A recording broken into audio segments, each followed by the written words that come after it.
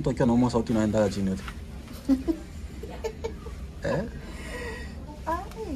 Sawa, kabla tu ya kuja hapa hospitali ulikuwa unaongea sawa. Sasa hivi naongea. Baada ya kuanza kutundikwa madrip, na sauti yote imeenda. Au drip zinaanza kufanya kazi. Unajisikiaje? Fresh. Unyama. Lakini kuna swali na kwa nayo tangu ningali mtoto. Sio tu ningali mtoto miaka yote. Sema tu ni vile sipataki nafasi ya kuulizia. Mtu akiwa mjamo pesi. Mtu anajisikiaje? Vile gisu ulikuwa mbele au na mimba. Na hivyo uko nayo. Unajisikia utofauti kwa wapi? Unajisikia nini ambacho kimeongezeka na ambacho kimepungua kwa mwili wako? Tofauti ni mwingi. Mfano, uzito au uzito mtumbo. Hamna. Sasa unajua kubeba kiumbe kingine sio mchezo. Kwanza mabadiliko yanaanza pale ulikuwa uko vizuri au hujakuwa na ujauzito. Uko tu fresh tu kila kitu unakula nini vizuri. Lakini ukiwa na mimba tu basi mambo yanaanza kuharibika. Unakuwa wembe wa kulala, unaumwa, unatapika. Sasa hiyo kulala ni kwamba ukishakuwa tu na mimba usingizi unakuja hapa na hapa. Muda wote inafuatana na maumbile ya kila mtu au maumbile ya mtoto. Yaani kila mtoto anakujaga na vyake. Kakikuwa kana mke. Kana kwa gaje. Hamna sijui sasa. Sasa wewe usha experience kila kitu. Kama mwanaume au ukumbuki. Kama mwanaume unajua dalili zake gisi ilikuwa. Kama mwanamke unajua gisi ilikuwa. Mie yeah. Mimba zangu zote mbili ni sawa vile tu. Hakuna utofauti. Sisi nilihangaikaga mwanzoni na ile ya Demule. Yeah. Na ya huyu nayo ni hivyo. Kwa sio ni tofauti wote. Mambo ni yale. Nasikiaga mtu akikuwa mjamzito na kama mjamzito kama tazaa mtoto mwanamke analaga sana. Na kama ni mtoto wa kiume wanasema kama miguu inavimbaga kitu kama hicho. Na ni kweli? Nategemea. Mimi zangu zote hazijawahi kwa hivyo. Si za mwanaume miguu kuvimba. Na hivi si miguu ivimbi. Niko tu fresh.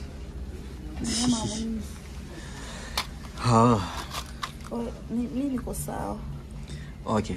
Wacha na hivi. Kuhusu vile gisi mtoto anakuwa tikisika.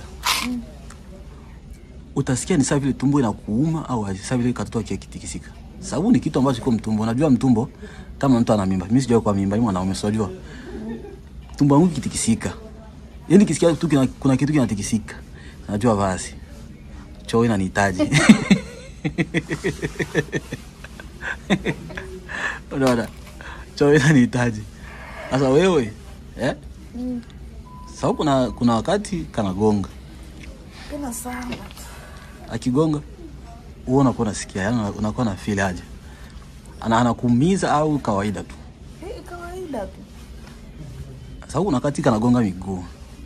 Kuna muda kakigonga kwa kasi utasikia kama maumivu kwa mbali, lakini akikisika tu ya kawaida. Yaani kwanza hata fresh tu yani. Nasikia yani kama unatekenya vile. Okay, sasa vile ukikuwa umelala usiku na kitikisika waga unaamka. Hapana. Unakuwa unajuaje kama kuna mtu anyway, usikia kitu chochote kama umelala akitikisika. Hata kitikisika nguvu. Akitikisika nguvu kwa kishindo, sio mapambile yani kwa kasi sana yani utasikia maumivu kwa mbali na unaweza kuamka. Na nasikiaga sasa vile. Inaisha.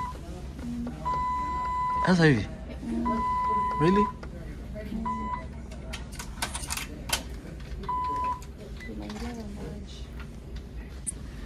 Yani siko na tofauti. Wow. Mbona haikukawia? Just 30 minutes and we'll be done. It did not take too long. It went fast. Yeah, it doesn't. It's 15 minutes. Dakika 15 tu basi. Ya maji. Sijui tuangalie pale. Nasema ile nyingi kidogo. Ile maji ni nyingi kidogo. Weka ni kadogo.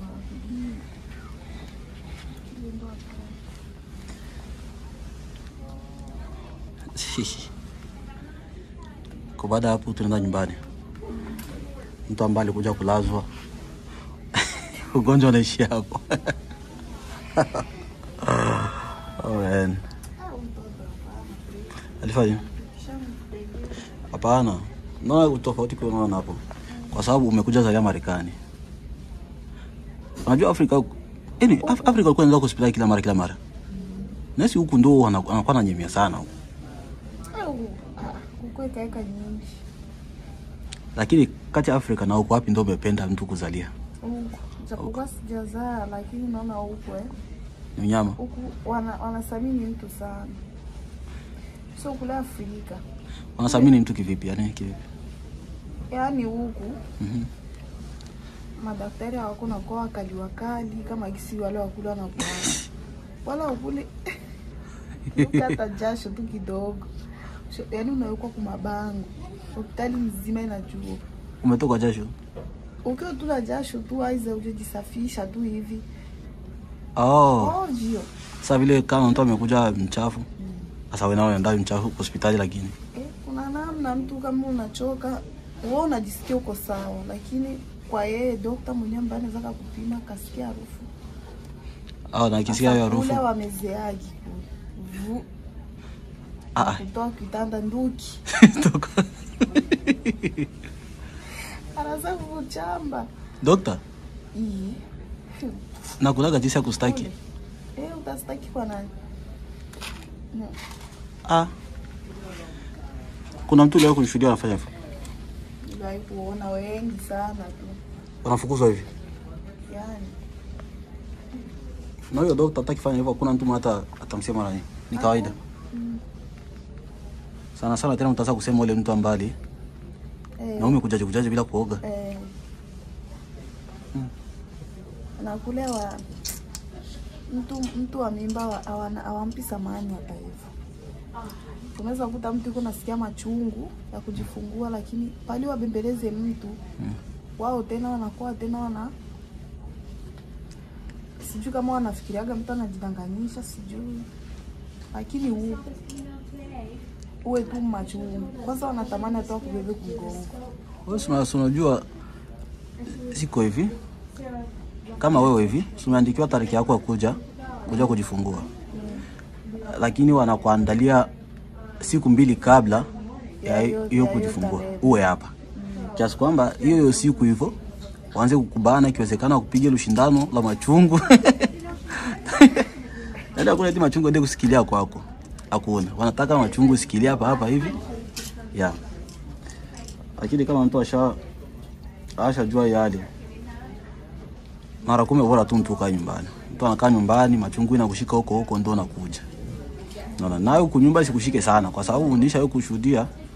Sio kuona kitu. Watu wanapitikana hapa hivi. Unakuta mtu alikuwa na machungu akamezea tu. Ile nifike na nizaa nitulie. Mwishowe hata hospitali kufika anazalia njiani. Njiani.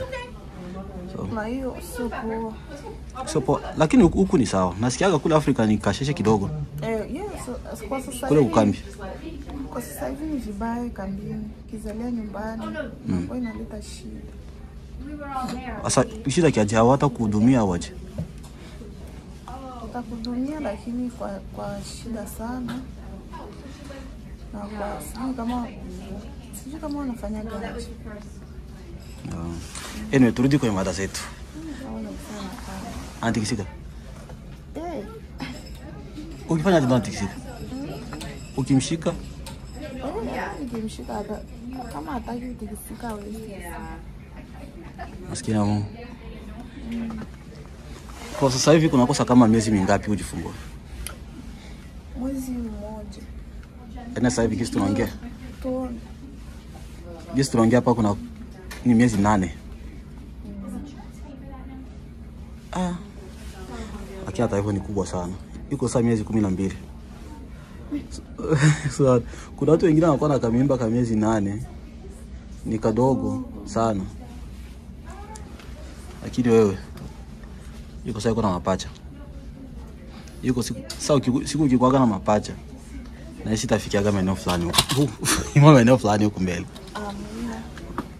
Hapa hivi. Mapacha ndio mnakuwa watu wawili huko.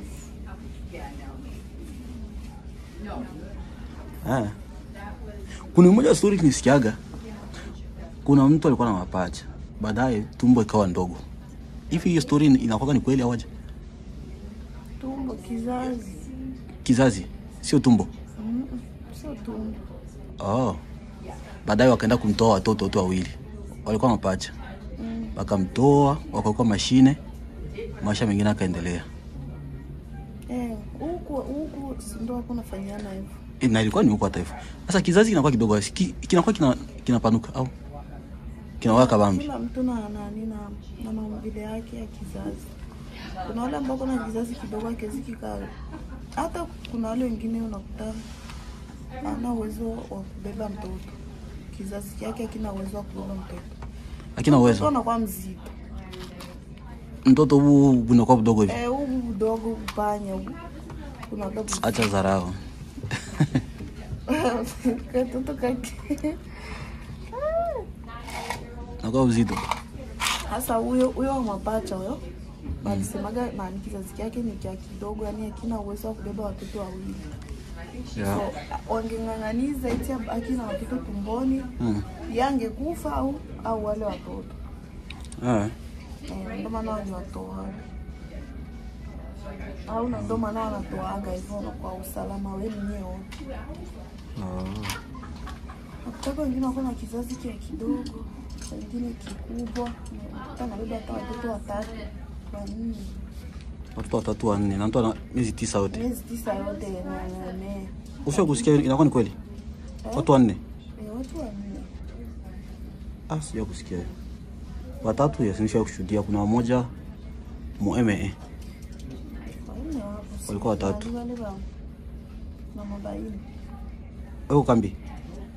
Yuko kambi, sasa hivi basi wote wako Canada. Alizaka watoto waine mwaka ukabaki mmoja. Ukabaki watatu. Na watoto walikuwa na mtu mmoja. Alizaga vizuri tu bila hata shida. Okay. Ingine inapokuja ile swala la tuseme mfano, si mtu akishakuwa mimba. Wanaanza mambo kuchagua vyakula. Hiki ni chakula kiko sawa, hiki ni chakula kiko sawa. Okay, swali ni hivi. Mimi naona kama ile swala sio kwa baya. Na hizi najua Mungu anajua mambo yake, anajua kisa alivyoumba mtu akikuwa mjamzito. Hivi mtu anaweza kujitahidi. Ukala tu vile viko. Hadi lazima kile kile unataka ndio hicho hicho. Yani imeumbwa hivyo tu. Kuna wao wengine unasikia eti nataka nisikie harufu ya kitu fulani. Harufu? Sasa harufu ni nini? Wewe yako ilikuwa nini? Sababu mwanzoni usiniambie kuhusu embe. Embe sijui kama ulishaga wapi. Ile vikinda. Kama ulishaga wapi? Kuna maziwa kuilamba. Ulishaga wapi? Maziwa alido kulamba. Ulishaga wapi?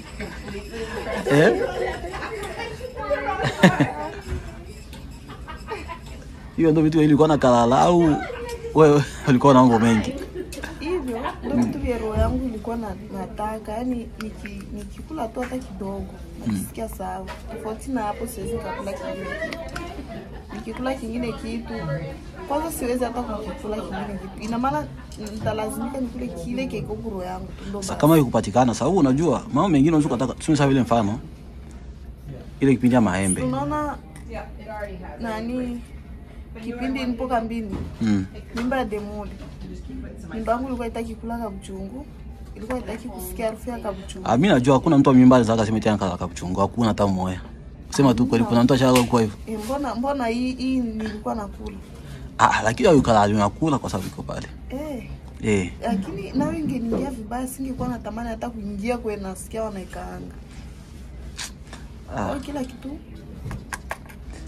Ndio. na mambo yenu bwana. Kuna wakati kama kipindi cha embe nilikuwa jisikia yani nile embe na nikikula hivi nasikia raha sana. Ni bwana. Lakini kuna muda embe zilipita zinanitoka hivi. Hadi mtu analazimika kwenda kwa Walmart. Mtu anaenda kununua embe kwa Walmart kweli. Siona ni mambo yapi sana. Kawaida. Anyway, na kingine nishawahi kusikia nani? Eti machungu ya mtoto mwanaume na mtoto mwanamke eti vinakuwa tofauti. Kuna mmoja anakuwa mkali sana na mwingine fresh tu. Barida chapokuwa wote ni machungu. Lakini kuna mmoja ambaye ya kwake inakuwa ni moto kweli. Lisemalo lipo kwa wale ambao shazaa tofauti. Ni bado mwanafunzi kwa kujifungua sijajua kwa sababu sijachanga mzao. Sijajua mwanamke anauma aje, mwanaume mimi najua mwanaume tu. Na siwezi nikasema kwa mwanaume iliumaga sana hapana. Na kama vile kisema nasemaga mwanaume inakuwa sawa. Hapo niko na ile experience ya kujua hapa mwanaume inakuwa afadhali sio kama mwanamke. Lakini sasa wale ambao nasemaga eti mwanamke anaumaga sana. Na mimi nikiuliza mamangu ananiambia eti pinda nilizaa wala hata kuhangaikaga sana. Wanaume tena ndio alimhangaishaga na kuuma sana. Lakini kwa mimi alifika tu okay. Mwendo ni ule. Sasa sijui kama ndio hivyo. Tajua mbeleni. Okay, na kingine unaweza kuelezaje kuhusiana ni machungu? Sasa vile kwa mimi mwanaume, sawa? Nahitaji nikuwe kwanza na nipate idea machungu, sawa? Nitapataje machungu inakuwa ni kama nini kwa maisha kawaida? Sasa vile mtu akichomwa shindano, sasa vile mtu akivunjika, ushakuvunjika, ushakuteuka. Okay, sema sana nini? Kitu cha maumivu zaidi ambacho unakikumbuka. Sasa nini? Kisi machungu yanakuwa. Sasa machungu iko tofauti, yani hawezi linganisha na kingine kitu cha maumivu. Okay, ushawahi kujikata? Okay, maumivu kujikata na kwaka. Haingilii machungu. Yani machungu ni nyingine tu tofauti. Yani utasikia tu tumbo tu, yani kama tumbo la kuharisha? Hapana, yani nyingine tu yani. Tofauti kabisa. Yani kiasi kwamba mimi siwezi nikapata picha ama ya uchungu. Ndio nataka kuniambia. Ukitaka kuona unaweza kujionea mwenyewe ukaona jinsi mtu anakuaga, ndio utajiuliza sasa hivi iko na tabika, iko nasikia nini? Unaweza ukaona kwa macho wewe mwenyewe ukasema kumbe ndio hivi. Kujionea? Siko tayari kuona. Kuna watu wengine wapendagi kuona kama wazazi wetu wapendagi kuona mtu iko nasikia machungu. Bora waje kuambiwa taarifa fulani amejifungua. Lakini ile washuhudie gisi wengine wanakuwa na roho ngumu, yani mwanzo mpaka mwisho inakuwa naomba sana. Okay. Kwa hiyo machungu siwezi nikailinganisha na kitu kingine sijui. Hata usa na umaga. Usai. Ukikuwa na kausa sehemu fulani hivi inaumaga. Ni misili ya usa vile. Au inapishana kidogo tu. Mimi sijui hata machungu nilinganisha na kitu gani. Tuseme tuweke nani kujikata na usa vitu pamoja. Inazidi hata usa. Ndio hata kama ni basi ailinganisha. Kumbe tu waheshimu akina mama. Naonaje? Na ukishaambiwa hivyo washinyeme. Washinyeme. Lakini okay, ngoja kwanza. Mimi natamani ujione. Kujionea ni? Ujione kwa. Ni wewe kwa hiyo siku. Mie. Takuwa zangu kazi asubuhi na mapema. Ndio utashikilia ndio unaona nini? Hakuna. Kila kitu nataka kusema hapa hakuna. Nitaamka na nitazama kazini. Sawa.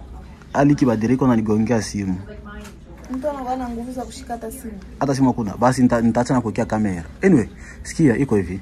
Ukianza sikia machungu siku, lazima itajulikana tu. Unaona? Na hapo mtu anapiga ambulance, njoni mchukue mtu. Au mimi pekee nakuleta hospitali na kuleta na kuacha hapa. na kuacha hapa na sipa zangu.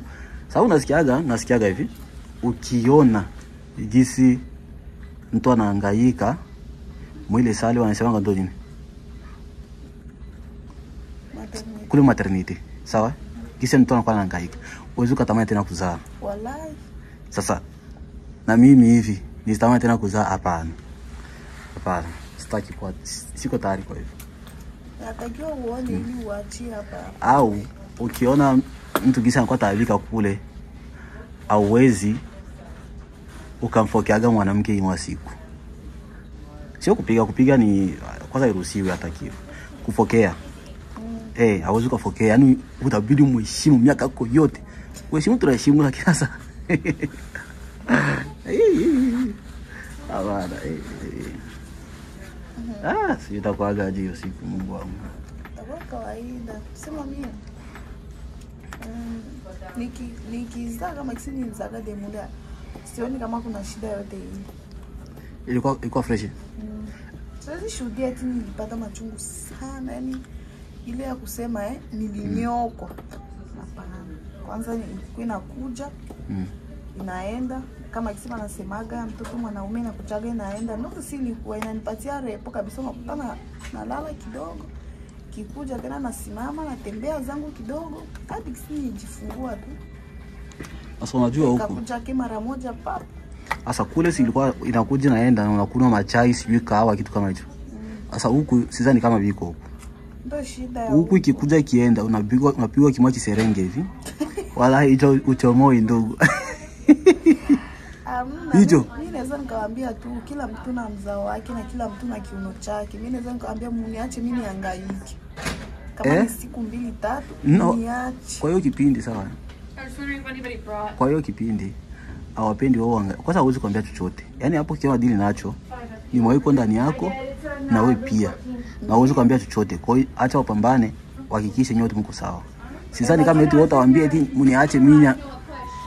Kwanza hauwezi kusikia. Mimi naweza kuambia msinifasi machungu kwa sababu machungu yenyewe itakuja. Sasa muda kuongea na wako nao. Na wako na ile drip pale. Sio hata dumbukiza kiserenge mule drip. Chezea watu wewe. Sio mchezo. Na maana sasa watu wako na zaa kwa nguvu. Hiyo sio ni kuzaa kwa nguvu. Hapana, sio kuzaa kwa nguvu. Wanaita muda tayari. Hawataki uchelewe kwa muda sana kwa sababu ya uhai wako wewe na mtoto. Yaani wanajali mtoto wao. Wanataka waokoe kwa muda. Sasa wewe ukijifanya eti unajua tena muda wa mtoto ukifika, muda wake ukifika, inakuwa preview atoke. Akichelewa tu kidogo ndio nakuta nasikia eti kama anakiaga michoka kitu kama hicho. Dakika 2 nakuta hata wengine watoto wanataka kufa pale. So hiyo moja ni mbaya. Kwa bora wanafanya kile. Wanatafanya. Ndio kisha wanakiaga banaongeza na hivyo. Banaongeza. Shida na machungu. Sikutoa wanakuja kujiongeza nayo hapa. Hapana. Ghafla. Ndio uzali miezi 8. Kwa nasikiaga miezi 8 kwa mtoto. Ni kweli? Na mimi ndo nasikiaga hivyo. Lakini sasa mbona kana tikisika huko? Au kamesaulika? Anakuaga mtoto. Shule nao unajua wakati mwingine shule. Mami anaga shule ni nzuri lakini anaga sasa vile kuna wakati na kwa tupotezea muda sana. Nani? Hivi unaweza kuniambia mtu wa miezi 8 anaweza kuzaliwa? Miezi 8. Tuseme lolote litokee kwa mama mjamzito na miezi iko 9, iko 8 hiyo. Auza akatoa mtoto sasa vile hospitali akatolewa hiyo nyingine mwezi mwaka malizia mashine. Mimi naona kwa huko hakuna kitu kinashindikana. Kwa sababu kwanza kitu kuzaa huku ni sawa sana kutoa funza. Hao wazungu ni wachawi.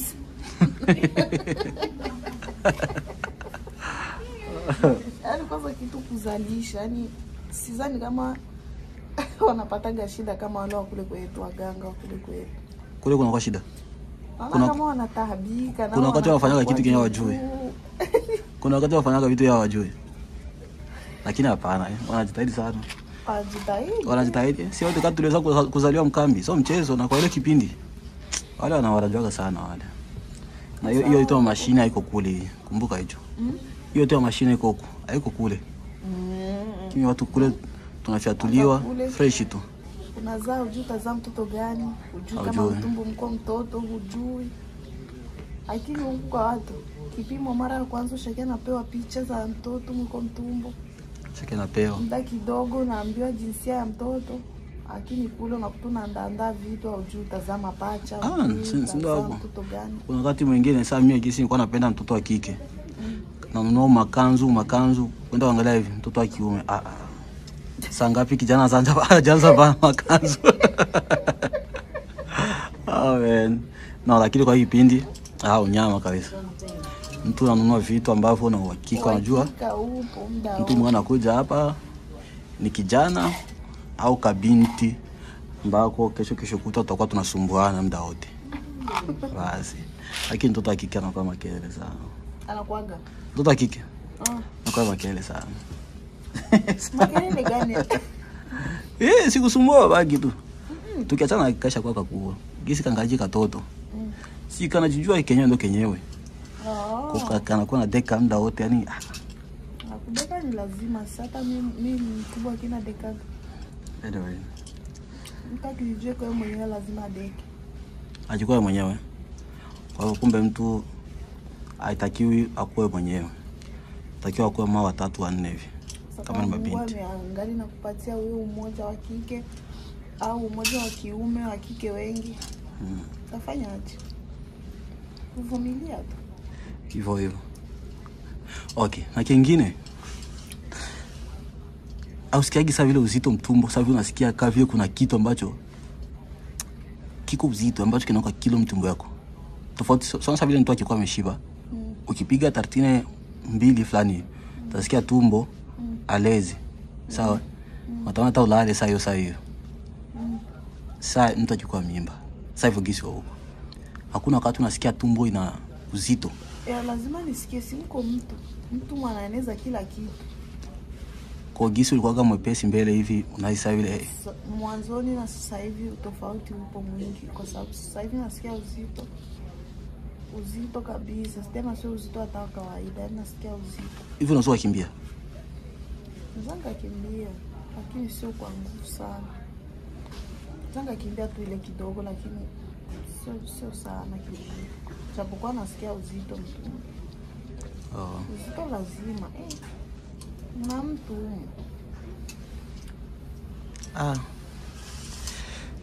Kama uzito wewe chakula, wewe chakula utasikia mo uzito tu. Maskini ya Mungu. Poleni sana kina mama. Na miezi 9 nafikiri mchezo, miezi 9. Na kawia gaji. Kwa hapo hivyo na ushaanza kuishi afadhali au afadhali itakuja baada ya kujifungua? Yaani hapa natamani mzigo initoke. Ikutoke. Ili nipumue. Hivyo pumue. Sina raha. Kwanza kingine nakumbuka. Kuhusu kulala. Nasikiaga kuna zimwa pozi ambazo unaruhusiwa kulala na zingine sio hauruhusiwi kabisa. Yaani nakwambia nikijifungua nitalala vibaya sana. Nitalalia tumbo. Kulalia tumbo? Yaani kuna kitu natamani kulalia mgongo na tumbo. Kwa hivyo tangu kuwe hivyo jalalia yote hivyo. Sasa ngoja. Ilifika miezi 4. Ndio kacha. Kukakikua kama mwezi kamoja 2 3 hapo fresh. Nalalia jabu. Si kama miezi 2 kana kwa miezi 3 sikana kama kadude kuvimba kidogo hivi. Au kalalia tu mgongo hiyo kipindi lakini kulalia tumbo nasema. Kulalia tumbo hapana, kalalia mgongo. Lala hivi pale. Sasa wenyewe madokta ndio walikwambiaga wewe unalala hivyo au peke yako ndio unajua yote? Sijui kuambiwa na dokta ila nafuata sheria gisi niambiwa kwa kambini. Kambini? Hata kambini wanajua hizo. Sasa unajua kambini hawajijua yote. Juu huku hadi nafikia hapa hawajai kuniambia eti wewe unalala hivi au unalala hivi. So labda wanajua. Wanajua aje? Si wanajua shaga yuko za mtoto kwanza. Asa mtoto kwanza nilimzaa huko. Vivyote vile. Wewe unaona ile siku kuna siku shakulizia kuhusiana nani? Ya kupata mtu kufanyisha mazoezi nyumbani. Wakwambia eti hapana, ile anakuwa fanyishwa kama ni mtoto wako kwanza. Yaani najua kila kitu. Ushakuwa na experience. Wewe sio tena mtu kufundisha vitu vidogo kama huo. Yeah. So, yeah. Kingine ambacho afanya sivile kumbuke. Kukula ovyo, au kulagi ovyo. Mtu akishakuwa mimba kulagi ovyo. Kukula ka kidogo basi. Kuna wakati mwingine ausikia tanjaa kabisa. Sema tu kwa sababu ya mtoto. Kama mimi nakuta sisikii njaa lakini lazimika nikule kwa sababu kuna mtu anahitaji kula kupitia mimi. Lakini talazimika nikule. Hata kama usikii njaa. Sasa haka nikakaramsi sana kwa sababu ukisema wao usikii njaa lakini ukiwa eko kakisikia njaa kanapiga mateke sana. Hapo ndo njaa unajua basi. Wachupo. Na ukikula unakuta kanatulia kwa muda. Lakini okay. Kwa hiyo natakiwa ule kwa sababu ya mtu mwingine. Mazoezi. Kuhusu mazoezi. Mazoezi huku ni magari na magari lakini kwa muda unajitahidi kutembea kwa mguu basi. Ndo mazoezi hayo, kutembea tu kwa mguu. Na kuna zoezi ya mwisho ile ya hospitali kuna kwaga machuma.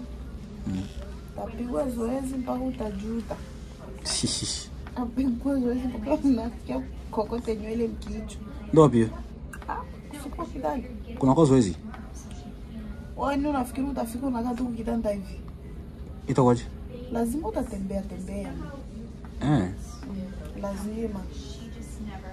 Na hata kwa wale ambao hawawezi kama mimi hivi. Naweza nikatembea kwa sababu nilionaga umuhimu wa kutembea. Iko saidia. Pale kukaa tu kitanda unakaa. Hiyo ni kujidalisha wewe mwenyewe. Unatembea kidogo, muda unazunguka. Na nasikia wakati mwingine kama mko analala. Mtoto analala. Ni kweli. Sasa mtoto kama analala, ubaya wake uko wapi? Si ndio sawa ili kasikusumbua. Kulala. Na ndio kisa atalala siku yake kutoka hivi atakia analala kweli. Na ndio kisa utanyokwa. Sasa chukua melala siku ya kutoka inakuaje? Si ndio ile unakuta unatabika machungu na kupata siku 2 hata 3. Hata kwa sababu melala habari ana. Yani hana kabisa. Wallahi. Ni kwamba amerizika kukaa mtumbo au? Ajui kama kuna maisha au kwa kupiga bia. Hata jikunywa bia mtoto. Bora mtoto mwana changamsha. Nisu kwa na changamka na ndio kisina yana changamka kama mtumbo. Okay. So unakuwa unafanya mazoezi ya kutembea. Kukimbia. Kwa hiyo leo uzo kimbia. Sijafanya zoezi. Au masiku tujaribu kwenda gym. Kiukweli mimi ni mtu ambaye nitapata tabu sana. Sababu sijafanya zoezi yote ile. Ni ndani asubuhi. Na bora hata ndani hata sijua tu nakaa. Lakini mimi ndani ni kitanda. Nikikaa kwenye kiti lazima mbavu ziwe kwenye kiti. Yaani hakuna muda nakaa hivi. Hiyo nayo ni shida.